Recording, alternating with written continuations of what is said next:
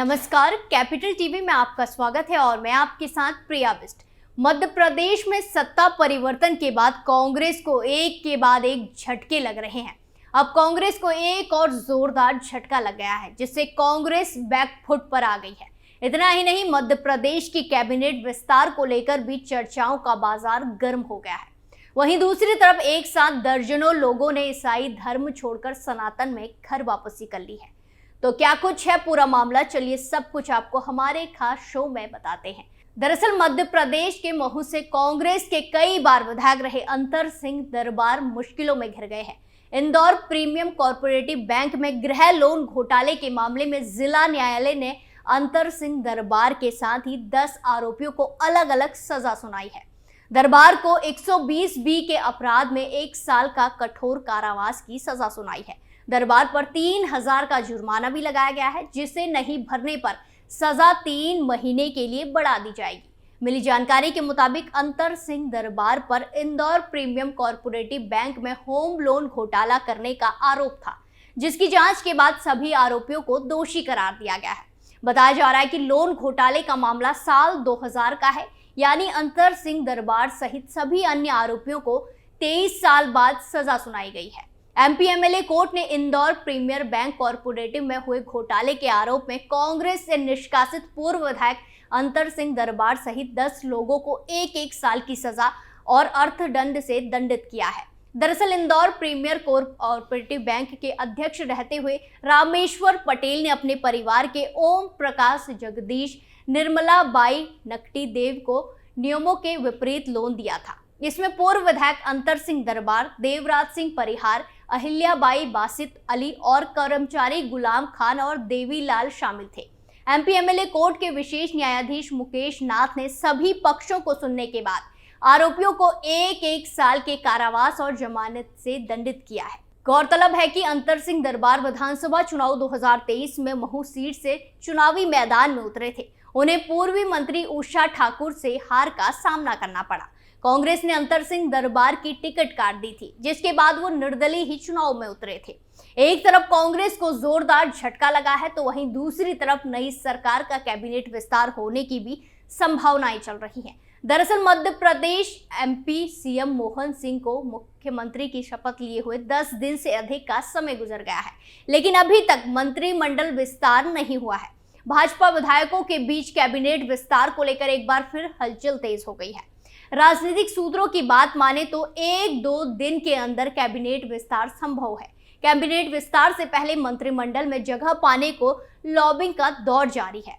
मंत्रिमंडल विस्तार से पहले राजनीतिक बैठकों का दौर भी लगातार जारी है। मंत्रिमंडल में भाजपा विधायकों के नाम पर रायशुमारी की जा रही है। लोकसभा चुनाव 2024 से पहले कैबिनेट विस्तार के दौरान हर गुट के नेताओं को संतुष्ट करना होगा, ताकि भाजपा को किसी भी तरह का कोई नुकसान ना हो।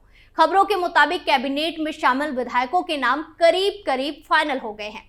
एमपी सीएम मोहन यादव ने मंत्रिमंडल विस्तार से पहले नई दिल्ली पहुंचकर पीएम नरेंद्र मोदी से मुलाकात की।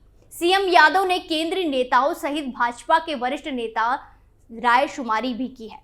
राजनीतिक सूत्रों की बात करें तो पहले चरण में 12 से 15 विधायकों को मंत्रिमंडल में शामिल किया जा सकता है। सीएम यादव के साथ डिप्टी सीएम राजेंद्र शुक्ला और जगदीश देवड़ा भी मौजूद रहे थे। भाजपा हाईकमान ने छत्तीसगढ़ मंत्रिमंडल विस्तार में एक बार फिर सबको हैरान कर दिया है। कैबिनेट विस्तार के दौरान आलाकमान की हामी के बाद नए चेहरों को भी कैबिनेट में जगह मिली। इसके बाद एमपी में भी कयासबाजी का दौर शुरू हो गया है कि मध्य प्रदेश में भी भाजपा नए चेहरों को मौका दे सकती है। मध्य प्रदेश में मंत्रिमंडल विस्तार से पहले सीएम मोहन यादव ने पूर्व मुख्यमंत्री शिवराज सिंह चौहान से भी चर्चा की। लोकसभा चुनाव से पहले हर गुट और वर्ग के नेता की प्रतिनिधि सुनिश्चित करने की पूरी कोशिश की जा रही है। सूत्रों की माने तो आगामी चुनाव में कैबिनेट मंत्रियों को भी अहम जिम्मेदारी दी जा सकती है। एमपी सीएम मोहन यादव की कैबिनेट विस्तार से पहले बीजेपी आलाकमान के साथ जमकर चर्चा हुई।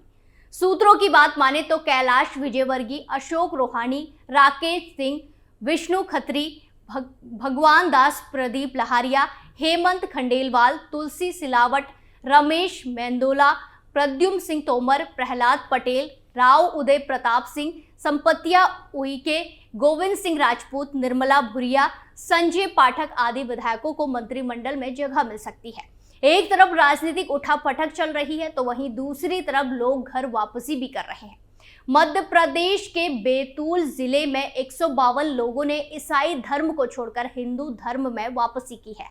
हिंदू धर्म में वापसी करने वाले लोगों ने सीधे तौर पर ईसाई मिशनरी पर आरोप लगाए हैं। उनका कहना है कि ईसाई मिशनरियों ने लोभ लालच देकर उन्हें ऐसा करने पर मजबूर किया था। धर्म परिवर्तन करने के बाद वो खुद को ठगा महसूस कर रहे थे। इसके अलावा दूसरे धर्म में जाने से उनके रिश्तेदार और समाज के लोगों ने उनसे दूरी बना ली थी। यही मुख्य कारण रहा कि ये सभी लोग एक बार फिर हिंदू धर्म में वापस आ गए हैं। बता दें कि कुछ दिनों में ही महाराष्ट्र और मध्य प्रदेश के लगभग 150 लोगों ने हिंदू धर्म अपनाया है। ग्रामीणों के मुताबिक मिशनरी के प्रमोटर ऐसे लोगों को चिन्हित करते हैं जो कि गरीब वर्ग और जरूरतमंद होते हैं। इसके बाद उनका ब्रेन वॉश करके उनका धर्म परिवर्तन करने के लिए उन्हें मनाया जाता है। भोले भाले ग्रामीणों को ईसाई मिशनरियों की तरफ से लुभाया जाता है। मध्य प्रदेश के बैतूल और महाराष्ट्र के अमरावती के कुछ लोग इस मुहिम पर खास तौर पर जुटे हुए हैं। दूसरी ओर धर्म परिवर्तन कई ईसाई धर्म अपनाने वाले लोगों का गांव के लोग सामाजिक बहिष्कार कर देते हैं। लालच में आकर ये लोग धर्म परिवर्तन के लिए राजी हो जाते हैं। जब इनसे किए गए वादे ईसाई मिशनरी द्वारा पूरे नहीं किए जाते तो फिर इन लोगों के पास अपने धर्म में वापसी करने के अलावा कोई दूसरा विकल्प नहीं बचता है। ऐसे ही लोगों को समझा बुझाकर अपने धर्म में वापसी कराने के लिए कुछ लोग लगातार काम कर रहे हैं। इस वजह से अब लोग हिंदू धर्म में वापस आने लगे हैं। ईसाई धर्म छोड़कर सनातन धर्म में वापसी करने वाले ग्रामीण महादेव सलामे का कहना है कि मिशनरी के लोग आ करके हमें नौकरी और पैसे का लालच देते हैं। बीमारी का इलाज कराने का भी झांसा देकर हमें बातों में ले लेते हैं। इनकी बातें मान लेने और धर्म अपना लेने के बाद ये अपने वादों से मुकर जाते हैं। दूसरे ग्रामीण छतर कवड़े ने बताया कि ईसाई धर्म में जाने के बाद नाते रिश्तेदार उनसे दूरी बना लेते हैं। गांव के लोग भी उनसे कोई रिश्ता नहीं रखना चाहते, इसीलिए वो ईसाई धर्म को छोड़कर फिर से हिंदू धर्म में वापस आ गए हैं। वहीं दूसरी तरफ मध्य प्रदेश के मुख्यमंत्री मोहन यादव ने दावा किया है कि दुनिया का मानक समय लगभग 300 साल पहले भारत द्वारा निर्धारित किया जाता था और समय का पता लगाने वाला तब का एक यंत्र अभी भी उज्जैन में मौजूद है। इसके अलावा सीएम यादव ने कहा कि मध्य प्रदेश में उनकी सरकार प्राइम मेरिडियन देशांतर की रेखा, जिसे समय के लिए वैश्विक संदर्भ के रूप में उपयोग किया जाता है, और उसको इंग्लैंड के ग्रीनविच से उज्जैन तक ट्रांसफर करने के लिए काम करेगी। मोहन यादव ने मध्य प्रदेश विधानसभा को संबोधित करते हुए कहा कि आज से 300 साल पहले तक भारत का टाइम स्टैंडर्ड दुनिया में माना जाता था, लेकिन काल के प्रभाव में जब हम गुलाम हुए तो फ्रांस की राजधानी पेरिस से स्टैंडर्ड टाइम तय होने लगा। उसके बाद अंग्रेज इसे ग्रीनविच ले गए और वहां से दुनिया का स्टैंडर्ड टाइम तय करने लगे। अब आप ये अंदाजा लगा सकते हैं। सीएम यादव ने आगे कहा कि कहने को हम पूर्व के देश हैं और वो पश्चिम के देश हैं। यहाँ दुनिया में 2 प्रकार के ही प्राणी पाए जाते हैं। एक प्राणी जो सूर्योदय से अपनी दिनचर्या शुरू करते हैं और सूर्य अस्त पर खत्म करते हैं। दूसरे प्राणी रात्रिचर है, यानी निशाचर वाले हैं। लेकिन मध्य रात्रि में कौन से प्राणी अपनी दिनचर्या शुरू करते हैं, यानी मध्य रात्रि में दिन बदलेगा, इसका कौन सा स्टैंडर्ड है, ये कौन सा पैमाना है? लेकिन इस पैमाने के बारे में आपको बताना चाहता हूँ। ये वो पैमाना है जिसके हिसाब से भारतीय संस्कृति को लिज्जित करने का प्रयास किया गया। सीएम मोहन यादव ने आगे कहा कि हम दुनिया का समय ठीक करने के लिए उज्जैन की वेधशाला में शोध करेंगे। आईआईटी और आईएमएस के शोधकर्ता रिसर्च करेंगे और एक मंच तैयार करेंगे। ये विषय हमने जो रखा है, इसमें विश्व के कई देश हमें समर्थन करेंगे, जिसमें पाकिस्तान और चीन भी शामिल होंगे। आपको बता दें कि प्राचीन हिंदू खगोलीय मान्यता के मुताबिक उज्जैन को एक समय भारत का केंद्र मध्यार्थ रेखा माना जाता था और ये शहर देश के समय क्षेत्र और समय के अंतर को निर्धारित करता था। ये हिंदू कैलेंडर में समय का आधार भी है। इससे पहले यादव ने कहा कि उनकी सरकार राज्य में धार्मिक स्थलों के सांस्कृतिक पुनरुद्धार के लिए एक रोड मैप तैयार कर रही। उन्होंने कहा कि प्रस्तावित योजना में उज्जैन के महाकाल लोक से लेकर और अच्छा सलकनपुर और मेहर तक के स्थान शामिल है। यानी कुल मिलाकर एमपी में नई नई चीजें देखने को मिल रही है। हमारे खास शो में फिलहाल के लिए इतना ही। बाकी तमाम खबरों के लिए देखते रहिए कैपिटल टीवी। नमस्कार।